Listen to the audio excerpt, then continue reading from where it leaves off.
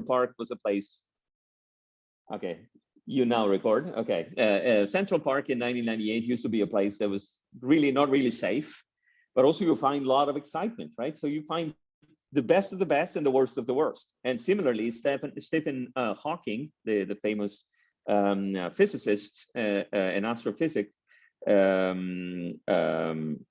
he said about AI something that, well, for whatever it's worth, I fully subscribe, that it can be the best thing humanity, the best thing that ever happened to humanity, or the worst. And we don't know yet what, but a lot depends on us. So just to answer the first question that Crystal asked me, we are already developing technologies to verify whether there is a deep fake behind a specific message. Same technologies are used in the control and moderation of content for spotting hate speech, disinformation, and they are not, I mean, this has become already an AI versus AI, if you wish, type of quest. It will increasingly become so as the pace, the sophistication of these tools becomes greater and requiring superhuman abilities to really spot in real time those things and stop them, right? So reality and its representation, I want to focus a little bit more on this as we move forward, because there are other cases of reality and as different from its representation that I've seen in these years of applications of AI. I don't know how many of you have, if some of you have been living in the US, you certainly have seen that, especially on the West Coast. When Amazon started advertising the fact that they were about to open checkout-free stores. I mean, that apparently for the Americans is a dream. For me, I mean, I like to have, you know, a little bit of chit chat with people at the supermarket, or maybe even when I'm paying and say, you know, not necessarily small talk, sometimes even something more meaningful if we have the time. But for Americans, typically it's a dream not to talk to anybody, right? So that's actually a very good commercial proposition. You enter the convenience store, you grab what you need.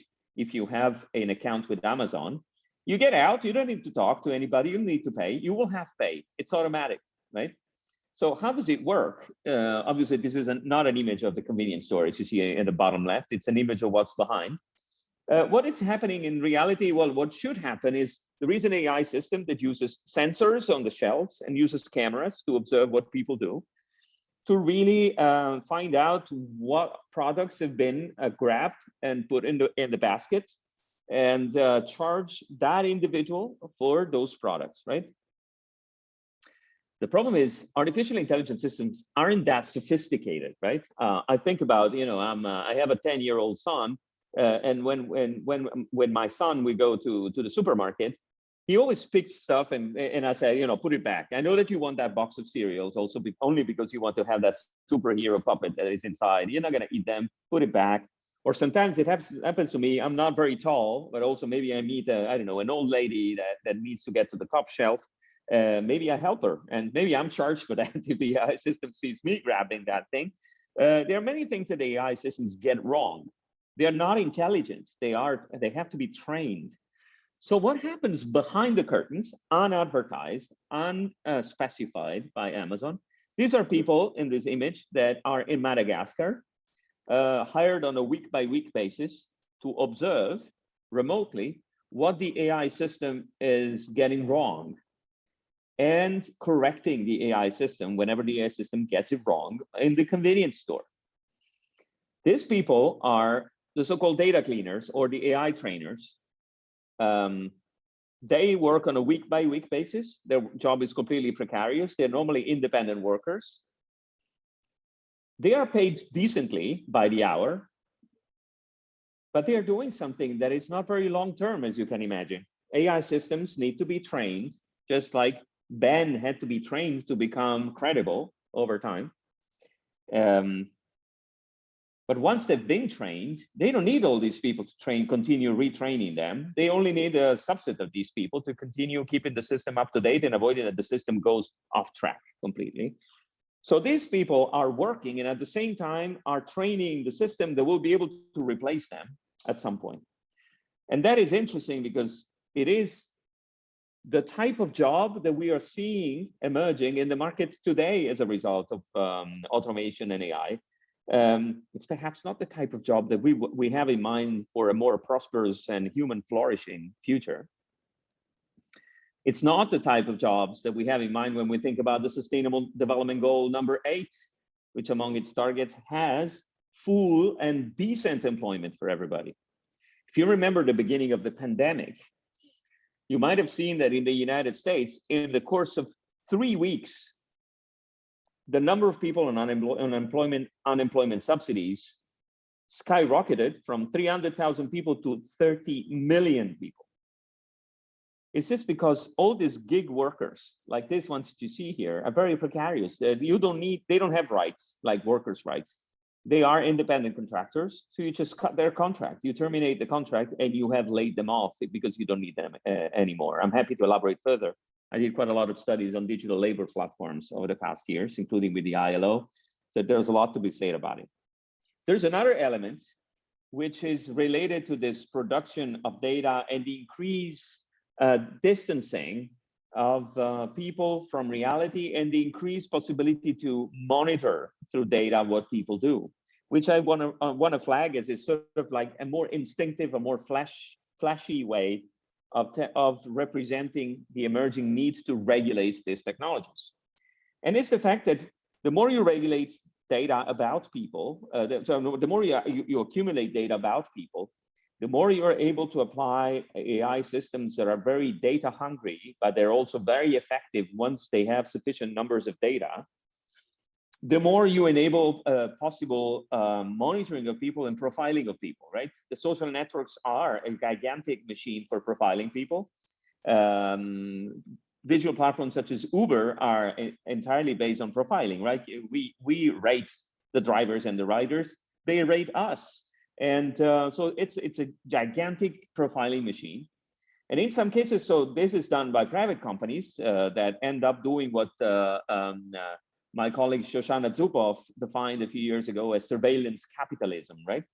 But if in the hands of governments that want to use this data for security and stability and the economic planning reasons, well, they become not surveillance capitalism, but actually authoritarian surveillance tools. AI is at the basis of what you see there, the social credit scoring system of China, where each and every citizen, since 2020, this has become federal policy. It was piloted in the different Chinese provinces in the years before 2020. Well, in a situation like this, each and every citizen is given a score, right? Which is based, it's exactly at the same process of what kind of rating, I don't know, a plumber would have on a social network, right? Depending on how the plumber behaved in the past, if you want to know whether that is a company that has a high rating or a service provider that has a high rating, you just rely on what has been said about that person or that company in the past. In the social credit scoring system, you put together different types of data that are collected in many cases by the large tech giants in China, WeChat or Alibaba, much less, but Tencent, Baidu, but also by the government, tax, but also tax of obviously criminal records and so on and so forth, but also cameras everywhere in big cities in China. So you jaywalk, this counts on your social credit scoring system. You fail to go visit your old parents, you fail to give money to charity, and so on and so forth. This counts against your score, right? And it seemed to be something very virtual to me. And by the way, I was just mentioning Black Mirror before. I had seen, there is a famous episode of Black Mirror also on that. But then it happened to me that I went to Guangzhou airport one day, but that was, I think, back in 2018 still. And I saw a fast lane reserved, exactly like in the Black Mirror episode, reserved for people that had a minimum social credit score. And since then, in investigating this practice, I saw people that were denied access to fast-speed trains, high-speed trains, people that would be exposed to different interest rates in mortgage loans, depending on what their social credit scoring system is, and so on and so forth, in what becomes an increasingly surgical and efficient machine for discriminating people. So avoiding cross-subsidization, if you wish, avoiding that I pay more taxes because others will not pay them, so that everything is personalized to me. And so if I behave well, I'll be treated well. This is very detrimental, in my opinion, of social cohesion. this is very detrimental, obviously, and intrusive with respect to privacy. Is this a Chinese problem only? No, absolutely no. At least 2 member states of the European Union, the Netherlands and Denmark, have had problems with algorithms used by governments. In the case of the Netherlands, the algorithm was almost ironically called Siri. It's not the Apple one, it's a different, it's called System Risk Identification Algorithm.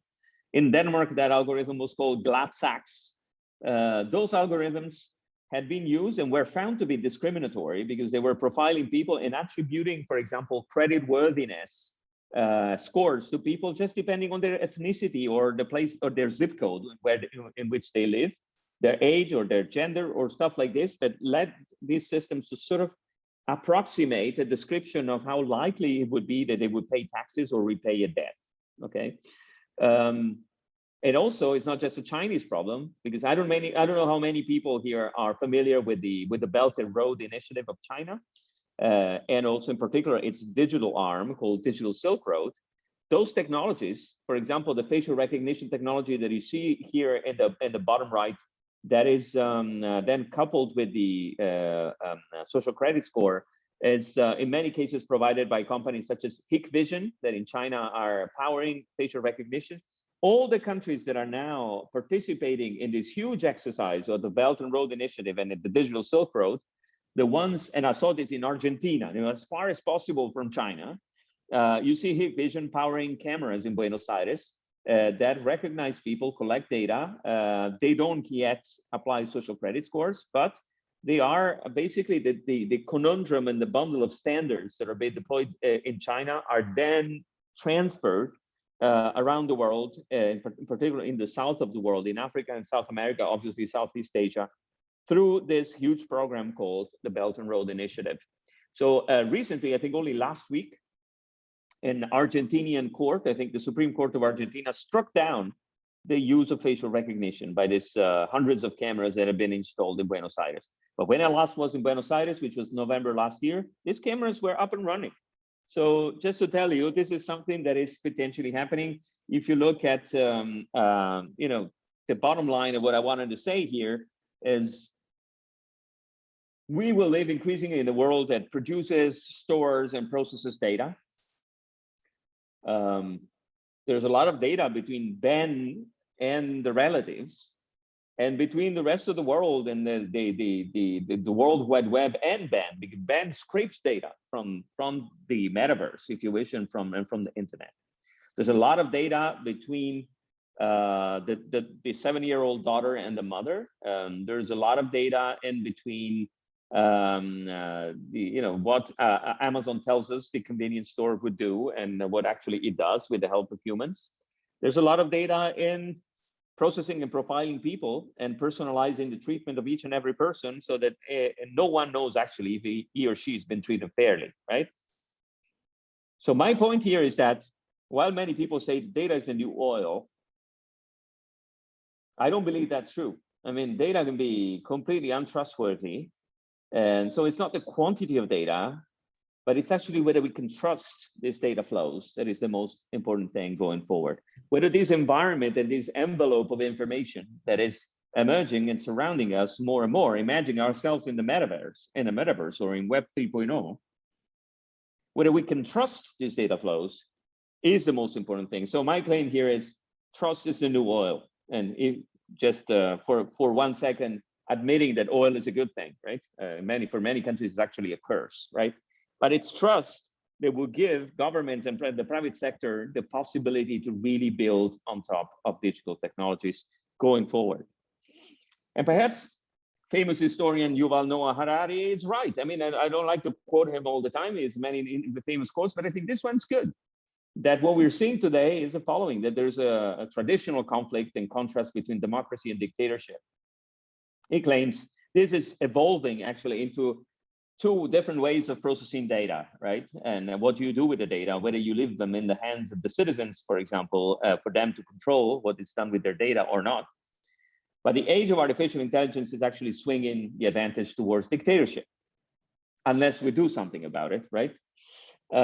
So how do we do this? And just going back to my initial question on how do we regulate these technologies? How do we go about it? How are governments thinking about somehow trying to maximize the benefits and mitigating the risks of these technologies? Well, the first thing you might want to do is to use foresight. That I said already, right? You need to anticipate future trends. One of the things that is done at the EU level, although a bit awkwardly, in my opinion, is that the Commissioner for Growth, Thierry Breton, said, well, we want to regulate new technologies, and we think that there are opportunities to get rid or to at least free ourselves from the omnipresent large tech giants, because technology futurists are telling us that while today we store most of our data in the cloud, mostly operated by Amazon, Microsoft, Google, and the likes, in 5 years from now, we will have a much more decentralized way of storing data. Most of our data will be on our devices, or whenever possible, it will be in our devices. Whenever impossible, we should keep it not too far from our devices every time that we need data to be processed quickly. Let me give you one example. Self-driving cars, right? A self-driving car, going and through traffic in one of our cities will need to take decisions sometimes, right? Based on what other cars do. And in some cases, they might be difficult decisions, especially if these other cars are humanly driven, or they're run by AI systems that are not compatible, meaning you don't coordinate with them. You don't know what they're going to decide. Maybe they're based on different logics, right? So imagine that something unforeseen happens, and what does the self-driving car need to do? With a centralized cloud-based system, the self-driving car would need to, wherever it is, maybe it's in Turkey, like somewhere close to Gizem's place, I don't know, and the car would need to shift the data about the current situation and the problem to be solved to, I don't know, Delaware or California, where the data are stored, have it processed there, and sent back to the car so that the car decides. This cannot work. Well, in some cases it does, but in most cases, however fast the connection is, this is going to create what we call latency or a delay, right? And the more data travel far away, the more the connection and the data flow is insecure, because the data flow can be attacked, can be hacked on the pipelines, on the telecom networks as a data flow. So the current attempt is to keep the data and the intelligence as much as possible close to where the action needs to take place. You cannot put a brain or an AI system in the car itself today, because the battery of the car would not last more than 20 minutes. So what you need to do is to have places in Turkey where the information can be shipped, processed, and sent back.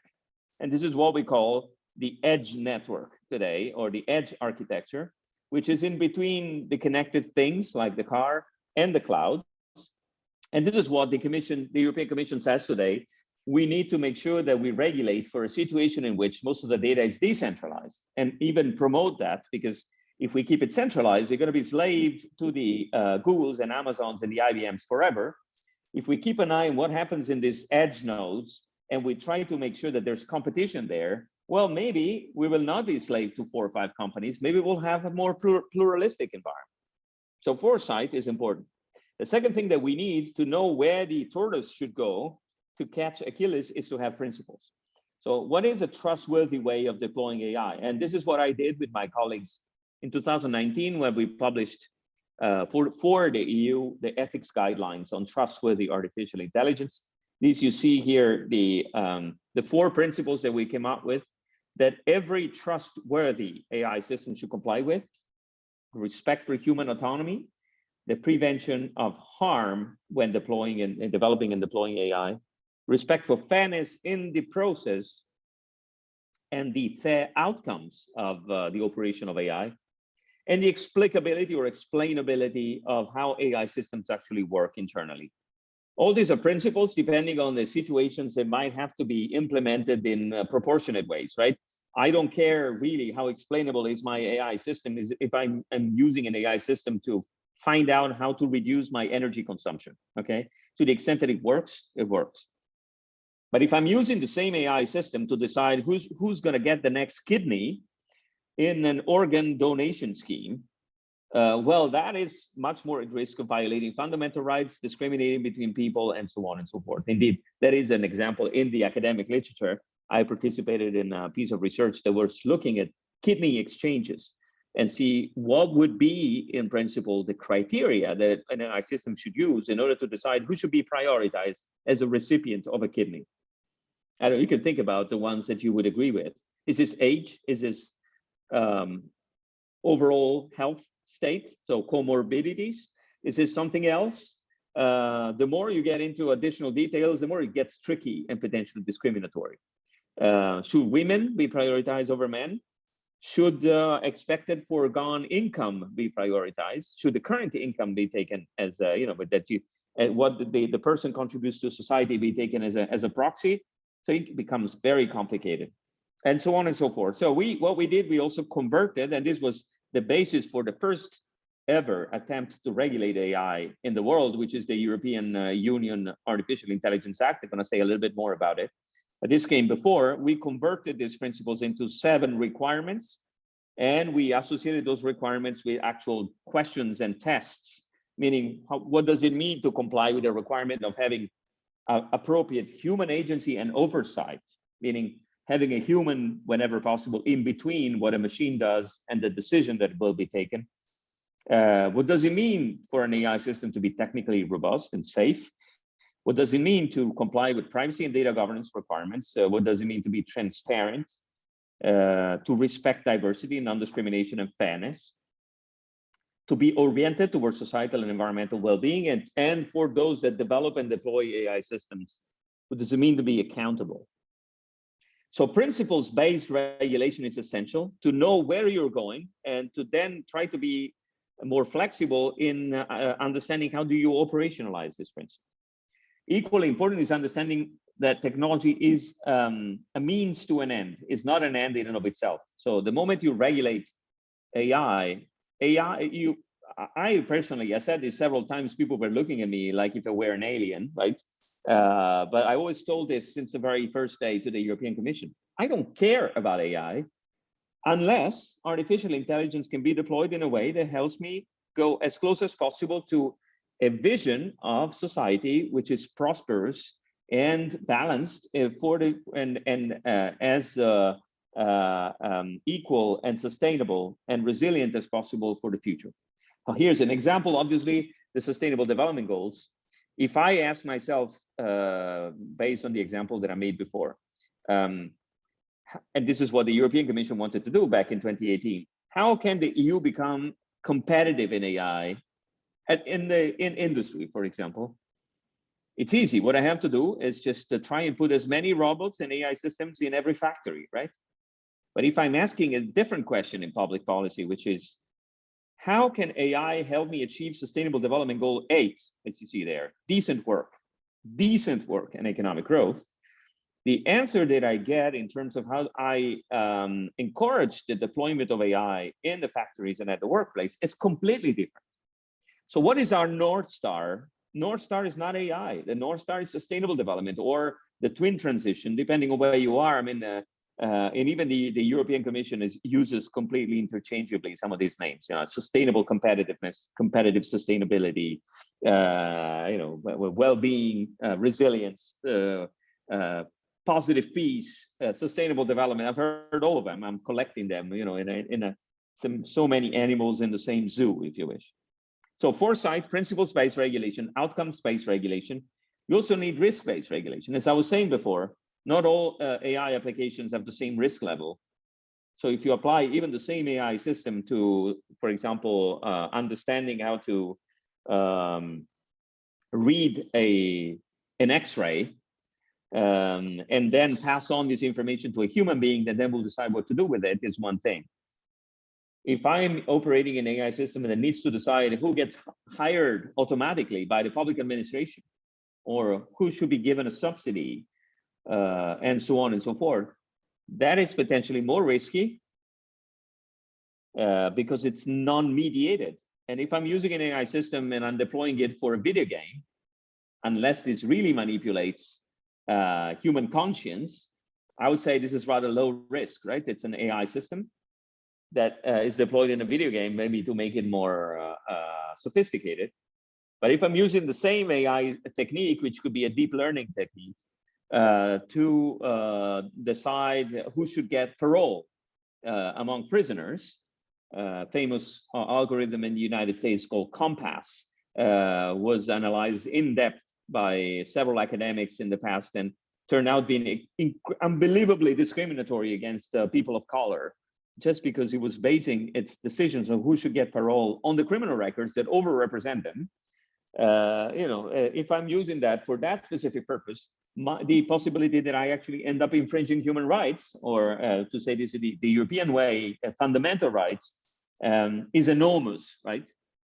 So any regulation, any public policy has to look at the level of risk depending on the specific application in the specific context, and somehow gauge the ambition of the regulatory intervention based on the type of risk. Obviously, but this you know from my example of the tortoise and Achilles, regulation has to be agile. We cannot every time something changes in the AI world have to rewrite a rule, a piece of legislation to bring it to Congress in the US or to the European Parliament or any to a Congress or Parliament in any other part of the world. So regulation has to be principles-based, specify the principles and the outcomes, but what happens in between increasingly is algorithmic or technical, based on technical standards. And finally, no one can go it alone, meaning that you can be the European Union willing to regulate AI, you can be the United States willing to regulate AI, but doing this as a standalone country is not going to make a big, unless you really want to ring fence your country and only use autochthonous, locally sourced and produced AI systems. This is not going to work, because you will have the products, for example, coming from China or coming from India, coming from other parts of the world that perhaps do not comply with the same principles and values. So what we have today is still a very fragmented global environment in which there is an attempt based originally on the EU ethics guidelines that I mentioned before. The OECD took them really on board by developing OECD principles of trustworthy AI, of responsible AI development. The G20 took them from the OECD. The G7 launched a network of collaboration between G7 countries and other countries that is called today GPI, Global Partnership on AI, that tries to sort of create more alignment and convergence across regulatory frameworks that are emerging in other parts of the world. There has been, especially during the Trump years, the view of creating an even more restricted circle, a little bit like the sum of, I don't know, the transatlantic economy plus AUKUS, say New Zealand, Australia, Singapore being brought in. So the Quad plus AUKUS plus, let's say, the transatlantic economy, in what they were calling a trust network of like-minded countries.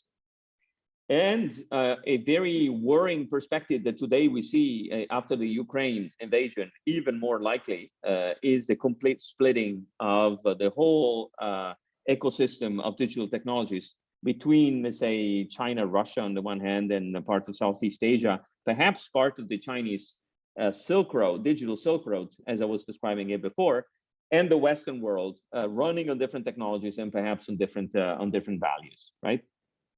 So today we have this sort of variable geometries of which countries participate in which type of tables. This is sort of a sketch of countries that belong to the GPI, countries that are signed up to the OECD principles, and countries that work on the basis of the G20 principles, and so on and so forth.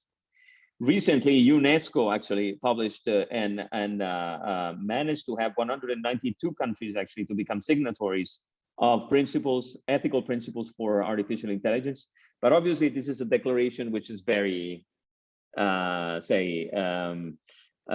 level.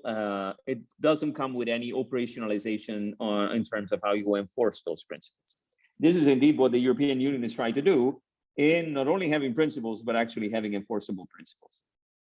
So what might happen in this respect is, and indeed, I don't want to be pessimistic, but I think the best thing that can happen at the moment at the global level is that we might continue to have a technical standardization part of AI, really the technical standards on machine learning, on data, and so on, that are common across the globe. They might fork, but at the moment they are still common. There's still a global community where the Chinese work with the Americans and the Russians with Russians much less, but the Russians with the work to some extent with the Europeans, the Americans, and the Chinese, the Indians, and so on. But on top of this, we will see what I call a Y-shaped, as you see here, technology stack, meaning that whatever happens in terms of the applications we use, the software we use, the solutions we use, the regulations we have, the safeguards, the principles, the liability rules will be different in the West and in the East going forward. Additionally, since I also wanted to say something about the Global South, what struck me already a few years ago is that economists have tried to sort of guess, because it's really a very tentative exercise, what could be the economic contribution of our artificial intelligence to the global economy, right? And they said, well, come on, guys, this is super, because it's going to be like a $15 trillion thing between here and 2030. So it's huge. But the problem is that if you look a little bit more in detail as to how this $15 trillion is going to be apportioned and distributed, you find this, you see additional, in percentage terms. These are data from McKinsey Global Institute. So $15.7 trillion impact on GDP by 2030. 26% of this will go to China, one of the most aggressive and ambitious countries when it comes to developing artificial intelligence, with very few safeguards in terms of competition, privacy, and so on, although I can elaborate further on this because they do have now competition rules, privacy rules, and so on. A good share goes to North America, also very much investing in AI. Europe gets a decent share, 10% more or less in between Southern and Northern Europe. Developed Asia, Korea, Japan, and so on and so forth. Yes, around 10%. What about the south of the world? To gain 5% between now and 2030 for countries that are supposed to be growing at a rather high pace is almost nothing. Well, I wouldn't say it's peanuts, but almost peanuts.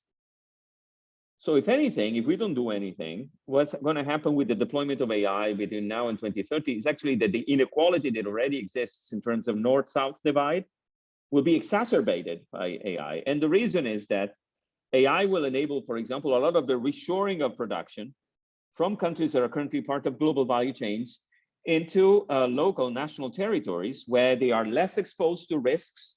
For example, on the disruption of supply chains, we've seen this in the pandemic. We see now the disruption of the food chain, for example, in the case of Russia, Ukraine. So they keep the product, they bring the production back into their territory. They protect their digital sovereignty, their strategic autonomy, but they don't create as many jobs.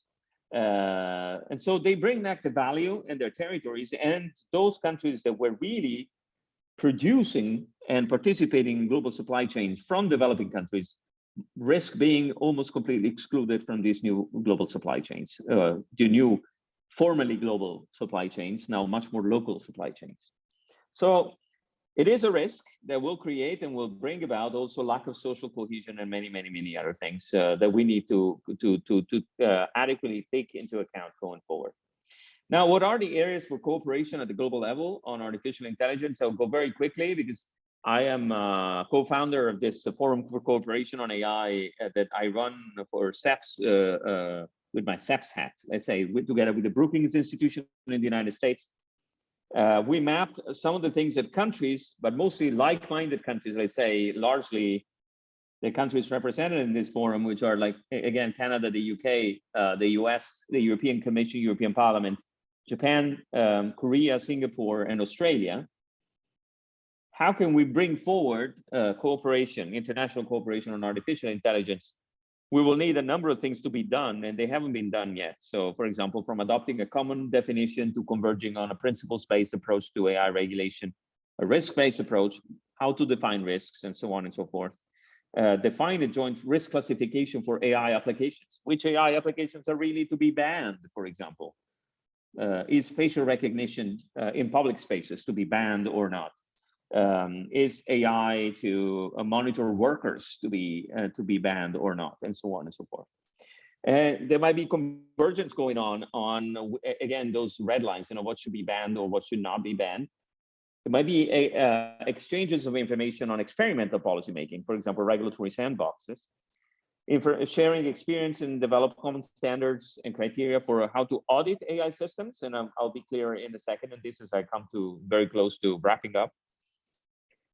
Cooperating on AI procurement, there's countless ways that can be done. This is going very slowly. And in the meanwhile, the world is moving forward. Just give you one example. At the EU level, we're still debating whether facial recognition in public spaces should be banned or only regulated. In the United States, cities are starting to ban facial recognition. Federal government is not banning facial recognition. And indeed, several federal agencies in the United States are already massively using facial recognition. And for those of you that are interested, there are a couple of recent reports on this that are quite eloquent about this. So we'll see where this leads us. Well, I'll skip this because it gets a little bit too complicated, but at the EU level, for the first time, what happened is that a regulator, a policymaker, the European Commission, has decided to try to define a regulatory framework that would apply to artificial intelligence. So I'll tell you a little bit how it works, and then we wrap up, because this is still a proposal. It's in the hands of the European Parliament and the Council at the moment. So after a long discussion, I was indeed the academic that helped the European Commission with the assessment of the prospective impacts, what we call the impact assessment of the AI Act. What will happen in the future is that in the AI Act, there are a number of types of AI applications, not AI techniques, not, I don't know, machine learning, deep learning, whatever technique is used. When applied in specific use cases and applications, the use of AI might be considered to be unacceptably risky, okay? These are cases that you see there listed, but obviously with time, we need to be agile and flexible because those cases might change over time when new things, for example, including the deepfakes, come about. Two examples there, and in the definition of the European Commission: manipulation of human behavior and systems that allow social scoring. Now you see why I brought in those examples early on in my presentation, right? For those, there's no redemption, right? They are prohibited. And there's a list, an initial list of potential applications of AI that are considered to be high risk. AI that manages critical infrastructure because of potential risks. Imagine AI managing a pipeline, like colonial pipeline that was hacked recently in the US. If an AI system can be easily hacked, so it's not technically robust and thereby not trustworthy, what might happen is that there might be huge disruptions if someone manages to hack this AI system. AI used in the educational field, AI used to as a part of as a safety component of products. Say AI system is installed in self-driving cars that could go nuts because someone hacks them. Or if there's no one, for example, exercising human oversight, so someone that can observe how the self-driving car is behaving and try to intervene, even if not in real time, but actually in relatively rapidly if the car starts exhibiting eccentric behavior, let's say. Employment, essential services, and then we go into the government uses, right? Law enforcement, border control management, democratic processes, voting, for example, administration of justice. In all these cases, AI systems are considered to be high risks when they are applied to this context. So what's going to happen to these systems? There are various forms. If you're interested, obviously, I can go into the details, but these systems will be regulated. And largely, the requirements for regulation are the same requirements that I showed you before when I showed you the slide about the work of the high-level expert group. So the principles and the requirements, those requirements were translated almost entirely into requirements for trustworthy AI for high-risk applications. For those prohibited and high risk, there will be a database at the EU level. For the AI systems that are not high risk, but they create a specific type of risk, which is a little bit the Ben example that I gave you before, right? Cases in which we might confuse our interlocutor. We might think that our interlocutor is human, and it's not. Then there are transparency requirements that are being imposed, and I'm going to tell you which ones in a second. And there is a minimal risk category, which will not be regulated, right? So for those, there's a possibility of having voluntary codes of conduct that adhere to the rules of trustworthy artificial intelligence. So for the ones that have limited risk, cutting a very long story short, what the European Commission would want to happen is basically what I would call the revenge or reverse CAPTCHA. I don't know, many of you would know what a CAPTCHA is, right? When we are on the internet and we're asked to declare that we are not a robot, you know, click that tiny little, tick that box to say, I'm not a robot. And then you're normally asked to solve a specific thing like, I don't know, identifying, I don't know, zebra crossings or traffic lights or trucks in a series of images. And by the way, when you do this, when you solve that puzzle for any, I don't know, for Facebook, for example, you're actually contributing to training an AI system. So you're actually doing unpaid work. But anyway, what's going to happen with the revenge CAPTCHA is now it is going to be the AI system that needs to declare to us that the AI system is not a human, right? So it's something that will happen as a result. Oops, oh my goodness, what happened? I heard a very loud background noise. Anyway, so that's what's going to happen. What is the bottom line of the EU AI Act? It's a new era type of regulation. It's not regulation yet. It's been echoed in other parts of the world. The US are working on a Bill of Rights. Korea is working on a very similar regulatory intervention to the AI Act. Japan, similar. Canada to some extent, others. The idea here is that you cannot be very specific and prescriptive, right? When you write a rule like this, because of the starry sky, because of the Achilles and the turtle problem, you need to be generic, but set a process that will be trustworthy and transparent for constantly updating these lists of high risk, these potential remedies, and so on and so forth. There are some risks that are not covered by the AI Act. For example, what's going to happen once we have many AI systems operating in the same context, and what's going to happen when many low risk AI systems that are not regulated start interacting with each other and creating risks. We don't know about that. The AI risk doesn't say anything about this. And also more generally, the risk of distancing from reality, you know, living in a constant virtual representation of reality, which is not something that the AI Act brings forward. So wrapping up, what do we need? Getting back to the starry sky. Something that really fascinated me when I was a student in high school and I was studying philosophy, a little bit after having studied Achilles and the tortoise, obviously, is what really makes us human. And it's the same thing as to what we're going to need to really regulate in an effective way artificial intelligence.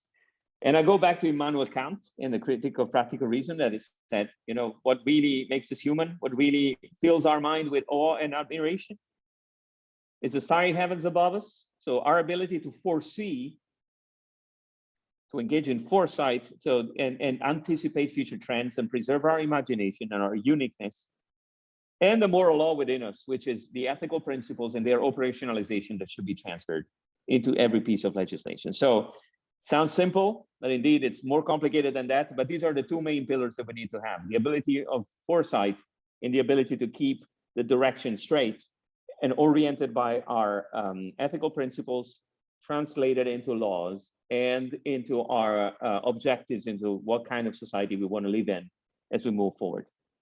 So I'll stop there. I'll stop sharing my screen and see if everybody is fainted. Thank you. Thank you for the interesting lecture. Does someone have any questions? Now we can move on to the Q&A session. You can leave your questions on the chat box, or if you raise hand, and then afterwards you can also take the floor. So we'll be waiting questions. In the meantime, I have one question. So what do you think about the role of AI in the future? Do you think the Brussels effect, the EU, the global impact that the EU has will make the EU again a global leader, or a global global push to regulate the usage of AI, or yeah, what do you think that how the EU situates itself in the situation? Well, I don't believe. Well, I mean, there's also this talk about the Brussels effect, right? The fact that with the general data protection regulation, for example, the EU managed to set a global standard. I think sometimes this is a little bit exaggerated in Brussels, meaning they think that this is really a global standard. I think to really set a global standard, you should show that this works, and the GDPR is not working properly. The levels of compliance are very low. Large tech giants actually were tickled by the GDPR, and it's mostly the smaller companies that were hit hard in terms of regulatory burdens. And at the same time, there's mounting evidence that the large tech giants can use the GDPR as a sword, if you wish, to avoid having to share data with new entrants in the market by saying, oh, no, this is personal data, I cannot share them.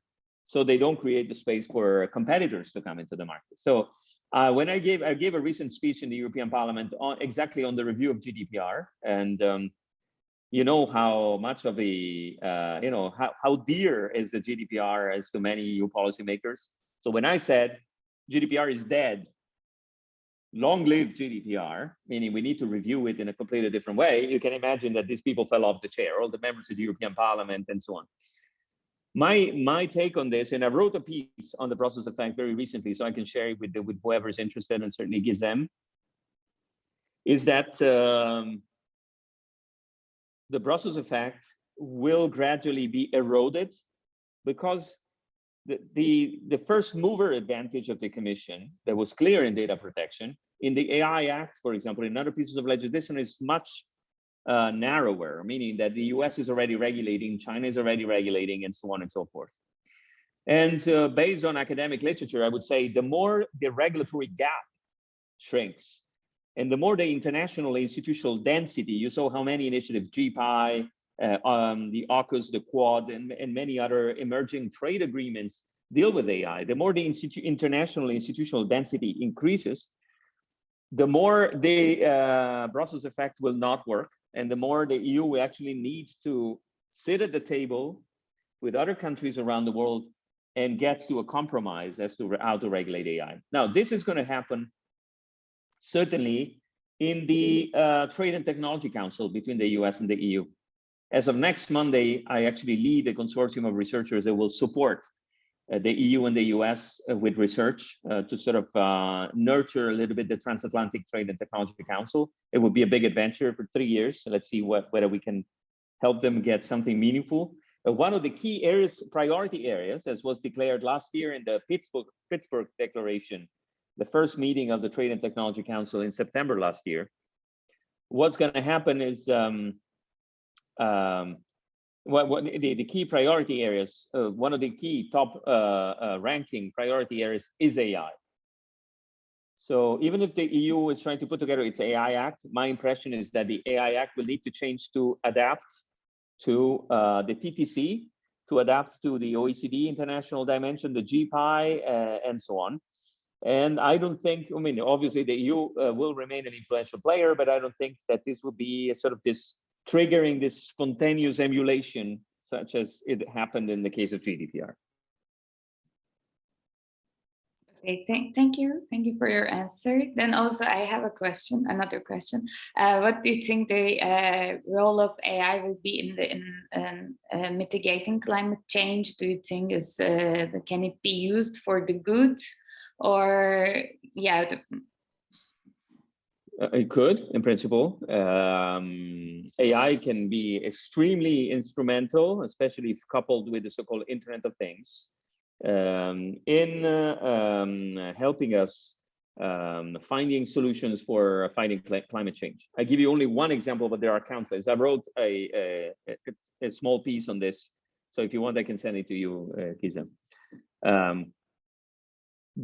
Both a famous tech company called NVIDIA, but also the European Commission itself, by funding research, they are trying to build a digital twin of the Earth, of planet Earth, which is a big general equilibrium model, if you wish, that you can use to simulate the impact of specific laws or specific investments on climate, because you have a sophisticated computer powered by AI that can tell you in real time what would happen to the Earth if you did something, okay?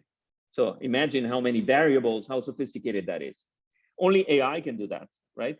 And we could test the impact of specific investments or specific approaches to deforestation or the reduction of, I don't know, consumption of red meat or whatever by using the digital twin of the Earth.